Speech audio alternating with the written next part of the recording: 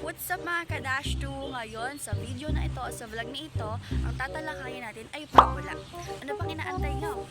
Arat na! At ang pabula ay nagmula sa salitang Griego na musos na ang ibig sabihin ay myth. Sunod naman nating pag-uusapan ang tungkol sa elemento ng pabula. Oo, yung mga nagbibigay ng buhay sa isang kwento. Unang-una ang tauhan. Ito yung gumaganap sa kwento. Pero dahil pabula ito, hayop ang ating bida rito. Pero teka lang, hindi lang sila basta hayop dahil nagsasalita, kumikilos at nag-iisip sila na parang tao. Sunod naman ang tagpuan. Dito nagaganap ang isang kwento. Maaaring nagaganap ito sa gubat, sa bukid o sa ilog.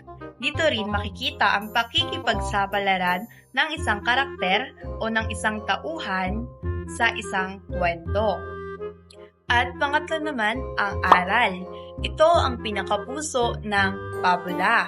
Dito mo matututunan ang mabubuting asal at wastong pagpuugali. Ito yung mapapasabi ka ng oo nga no pagkatapos mong magbasa ng isang kwento. Tandaan, hindi lang ito basta kwento dahil maaaring may mapulot kang aral na magagamit mo sa tunay na buhay.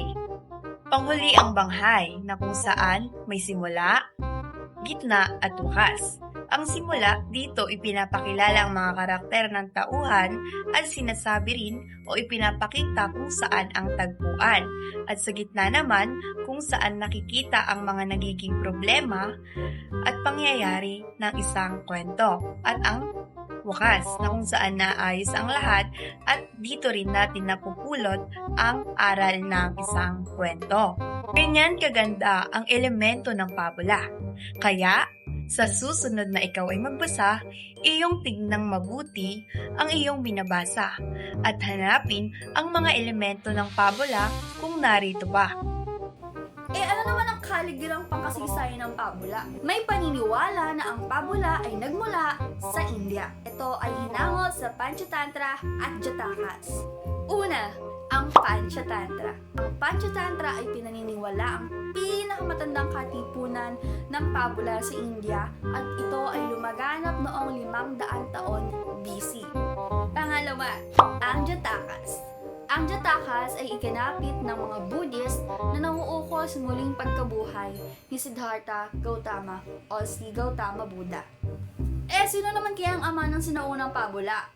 Ang ama ng sinaunang pabula ay isang aliping Grego na si Esopo Aesop. Siya ay sumulat ng mga pabula patungkol sa buhay at kalikasan ng mga tao, gayon din sa kalagayan ng lipunan. Sa kanyang paglilibot sa iba't ibang lugar, nakita niya ang totoong mukha ng lipunan. Nasaksihan niya ang kahirapan ng mga tao at ang hindi patas na pagtrato sa mahihirap. Hindi rin nakaligtas sa kanyang mga mata ang masasamang gawain at asal ng mayayaman at mga pinuno ng bayan. Dahil ipinagbabawal noon ang tuwirang pagpuna sa mga makapangyarihan na maaaring humantong sa pagkakakulong o kamatayan, nakahanap siya ng malikhaing paraan upang ipahayag ang katotohanan. Sa pamamagitan ng mga kwentong ang mga hayop ang nagsisilbing tauhan, ipinakita niya ang tunay na ugali ng tao at ng lipunan. Ito ang ilan sa mga tanyag na gawa ni Aesop. Una, the hare and the tortoise. Pangalawa, the frogs and the ox. At pangatlo, the lion and the mouse. Ang kasaysayan ng pabula sa Pilipinas. Alam ba ninyong nakarating ang pabula sa Pilipinas bago ang pananakop ng mga Espanyol at ipinasa muna sa paraang pasalita bago isinulat sa iba't ibang parterales? Ang pagtanyag ng mga dayuhang pabula ang siyang naging daan upang higit na malinang ang sariling pabula ng Pilipinas. Alam ba ninyo na ang pabula ay nagsimula sa pagsalin-salin sa bibig ng ating mga ninuno ng kanilang mga kwento?